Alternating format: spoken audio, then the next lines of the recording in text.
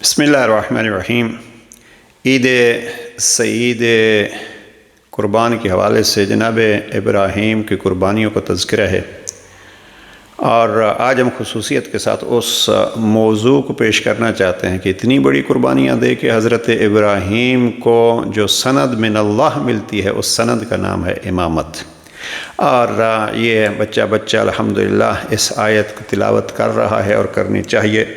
یہ ارشاد پروردگار ہوتا ہے، سورہ بقرہ کی آیت 124 ہے، وَإِذِ ابْتَلَىٰ إِبْرَاهِيمَ رَبُّهُ بِكَلِمَاتٍ فَأَتَمَّهُنَّ قَالَ إِنِّي جَاعِلُكَ لِلنَّاسِ إِمَامًا قَالَ وَمِنْ ذُرِّيَّتِي قَالَ لَا يَنَالُ عَهْدِ الظَّالِمِينَ۔ یہ سورہ بقرہ کی آیت 124 ہے۔ شیعہ کا نظریہ امامت اگر کسی کو جاننا ہے تو ہمارا نظریہ امامت اس آیت کے تحت چلتا ہے، اور ہم اس کی تفصیل میں نہیں جانا چاہتے۔ ہمارے علماء کرام نے، بزرگان نے تفسیر میں اس کو لکھا ہے۔ اس میں بہت ساری چیزیں امامت سے متعلق واضح ہو جاتی ہیں۔ مقام امامت کیا ہے؟ جناب ابراہیم نبی بھی ہیں، رسول بھی ہیں، خلیل بھی ہیں، اور اس کے بعد امتحانات جب دیتے ہیں تو ارشاد ہوتا ہے اب ہم نے آپ کو امام بھی بنا دیا ہے۔ اور یہ کوئی ایسا عہدہ تھا کہ جب امامت ملی ہے تو جناب ابراہیم نے سوالی کی جھولی پھیلا دی اور فرمایا وَمِنْ ذُرِّيَّتِي، اتنا جو کریم ہے تو مجھے یہ بھی ایک اور چیز مرحمت فرما دے کہ میری اولاد میں امامت رکھ دے۔ اور پھر اسی اولاد جناب ابراہیم میں پیغمبر اکرم جب آئے تو وہ بھی نبی ہیں، رسول ہیں، امام بھی ہیں۔ اور پھر ساتھ اللہ سبحانہ وتعالیٰ نے بھی دعائے جناب ابراہیم قبول کی، لیکن ایک شرط بھی ساتھ رکھی، ابراہیم میں دعا قبول کر رہا ہوں آپ کی، لیکن یہ یاد رکھو لا ینال عہد الظالمین، میرا کوئی عہدہ کسی ظالم تک نہیں پہنچتا۔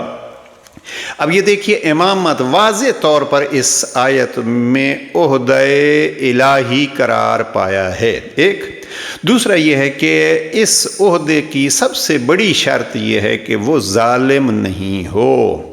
اب ظالم کی تفسیر اگر آپ کو دیکھنی ہے تو جائیے سورہ بقرہ ہی کی آیت 232 میں جا کے دیکھیے، ارشاد پروردگار ہوتا ہے کہ جو حدود الہیہ سے تجاوز کرتا ہے فَأُولَٰئِكَ هُمُ الظَّالِمُونَ، تو وہ تجاوز کرنے والے ظالم ہیں۔ اب ان دو آیتوں کو جوڑ لیں کہ جو بھی حدود الہیہ سے تجاوز کرتا ہے، حدود الہیہ میں وہ سب سے بڑی توحید آ جاتی ہے، اور پھر چھوٹے چھوٹے نافرمانیاں اور مخالفتیں بھی اس میں حدود الہیہ سے تجاوز میں آ جاتی ہیں۔ پڑھ لیجئے اس آیت 232 سورہ بقرہ کو، تو اس میں ساری وہ شروط جو اہل تشیع امامت کے لیے قائل ہیں وہ اس میں موجود ہیں۔ مثلا میرے سامنے یہاں ہمارے استاد محترم آیت اللہ آغائی قرآتی کی تفسیر ہے، تفسیر نور، اچھی تفسیر ہے جوانوں کے لیے جو قرآن مجید کو سمجھنا چاہتے ہیں۔ مختصر سی تفسیر ہے، یہ 10 جلدوں میں، شیخ محسن قرآتی، حجت الاسلام والمسلمین، شیخ محسن قرآتی، اور یہ اردو میں ترجمہ ہو چکی ہے۔ یہ جب اس آیت میں آتے ہیں تو یہ کہتے ہیں کہ یہ آیت مقام امامت کے متعلق کہتی ہے کہ اللہ کا ایک عہدہ ہے، اور یہ پھر فرماتے ہیں کہ عہدہ الہی امتحانات کے بغیر نہیں ملتا، بلکہ ابراہیم کی طرح اس میں قربانیاں دینا پڑتی ہیں۔ دوسرا یہ کہ امامت کا عہدہ جو ہے وہ اللہ کی طرف سے آزمائشوں کے بعد ملتا ہے، اور یعنی گویا اس امامت کی کچھ شرائط ہوتی ہیں، اور پھر اس کو بہت ساری چیزیں انہوں نے لکھی ہیں۔ لیکن اسی آیت کے ضمن میں، سورہ بقرہ کی آیت 124 کے ضمن میں اگر آپ اہل سنت علماء کرام کی تفسیروں کو دیکھیے، مثلا تفسیر کشاف اور تفسیر کبیر میں انی جاعلک کے ضمن میں بحث کرتے ہوئے لکھتے ہیں کہ ظالم امام نہیں ہو سکتا۔ اور اس پہ ذرا غور فرمائیے، چونکہ بہت بڑا اعتراض ہوتا ہے کہ شیعہ ائمہ کو معصوم مانتے ہیں، منصوص من اللہ مانتے ہیں۔ شیعہ امام کو امام مانتے ہیں تو اس کو معصوم بھی مانتے ہیں اور منصوص بھی مانتے ہیں۔ ہماری اس پہ ایک ویڈیو موجود ہے کہ نص کیسے ہے، اور بالخصوص نہج البلاغہ میں جناب امیر علیہ السلام نے کیسے اپنی امامت کو نص کے ذریعے سے ثابت کیا ہے۔ یہ فضائل علی پہ ہماری اپنی کتاب ہے، نہج البلاغہ اور معرفت امام علی، تو ویڈیو موجود ہے، ہم تفصیل میں نہیں جاتے، لیکن آپ تفسیر کبیر میں دیکھیں تو تفسیر کبیر میں وہ کہتے ہیں کہ جناب فخر الدین رازی کہ امام کا معصوم ہونا لازمی ہے۔ اب یہ ان کی تفسیر میں جا کے دیکھ لیجئے، ایک تفصیلی بات شیعہ علماء میں سے فلک النجات میں صفحہ 349 پہ جناب حافظ علی محمد صاحب نے کی ہے، اور نہج البلاغہ میں جناب امیر علیہ السلام نے بھی امام کی جو عظمت بیان کی ہے، تو امام کا کام یہ ہے کہ اللہ کا نمائندہ ہو کے اللہ کی طرف بلائے۔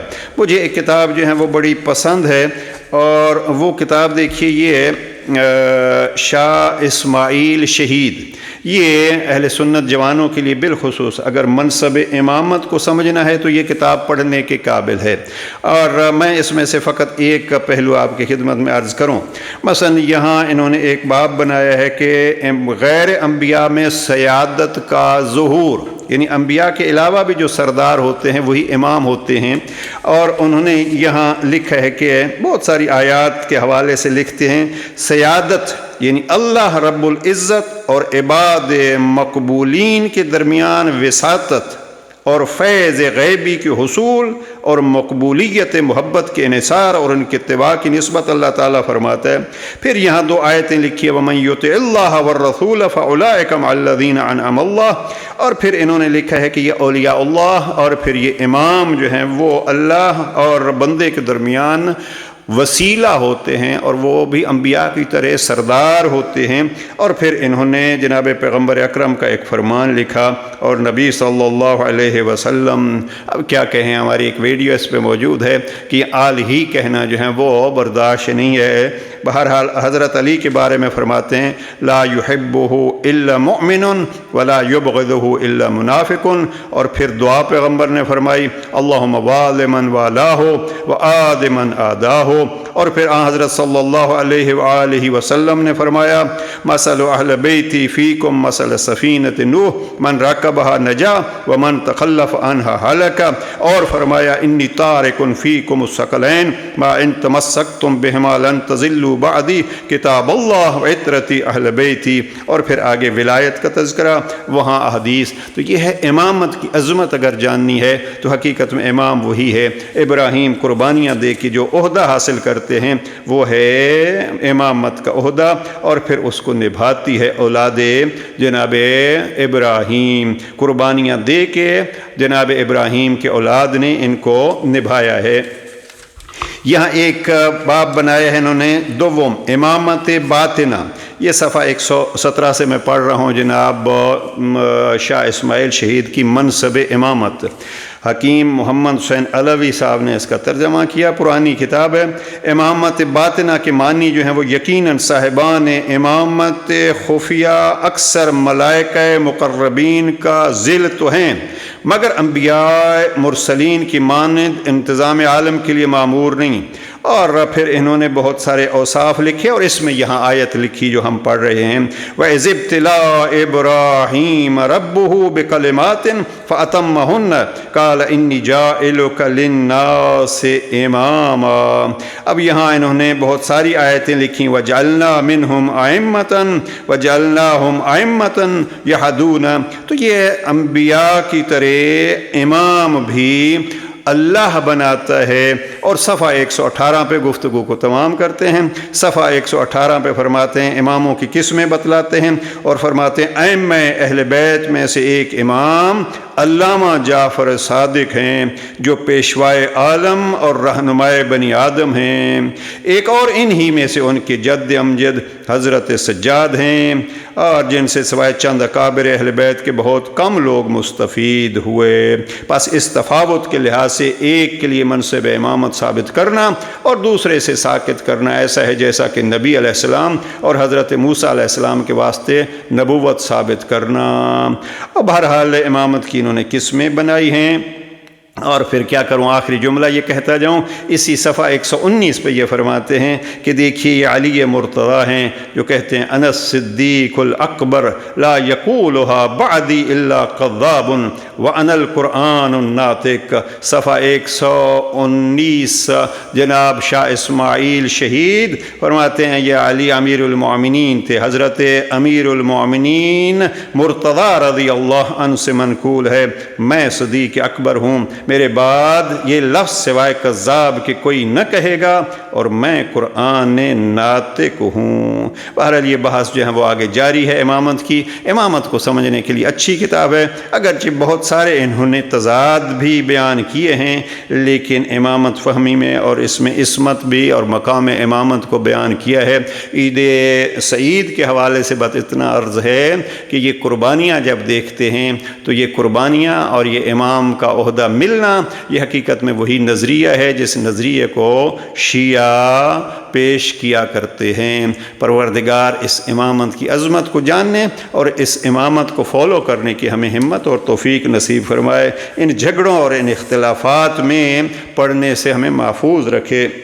مجھے یہاں یاد آ رہا ہے جناب شیخ کاشف الغطا نے ایک بات کہی اور شیعہ عقائد کو سمجھانے کے لیے وہ کہتے ہیں سچ کہتا ہوں اگر ہمارے مسلمان بھائی مذہب شیعہ کی حقیقت سے آگاہ ہوتے اور انصاف بھی کر سکتے تو ایسے لٹریچر کا وجود ہی نہ ہوتا جس سے عداوت باہمی کی طرح پڑے، نیز استعماری طاقتوں اور بے دین عناصر کی مرادیں پوری نہ ہوتیں۔ شیعہ کو بھوت نہ سمجھیے۔ یہ ہیں جناب کاشف الغطا کے الفاظ۔ آئیے اتحاد کی کوشش کریں، عید پہ بھائیوں کی طرح ایک دوسرے کو مل کے، اگر اختلافات ہیں تو اختلافات تو سگے بھائیوں میں بھی ہوتے رہتے ہیں، ان اختلافات کو سمجھیں، ایک دوسرے سے پوچھیں اور پھر ان کی تصحیح کرنی ہے تو تصحیح کریں، نہ کہ ایک دوسرے کو گالی فساد اور ایک دوسرے سے دوریاں۔ پروردگار عید کے موقع پہ آپ کی عیدیوں کو خوشیوں بھری عیدیں قرار دے۔ والسلام علیکم ورحمۃ اللہ۔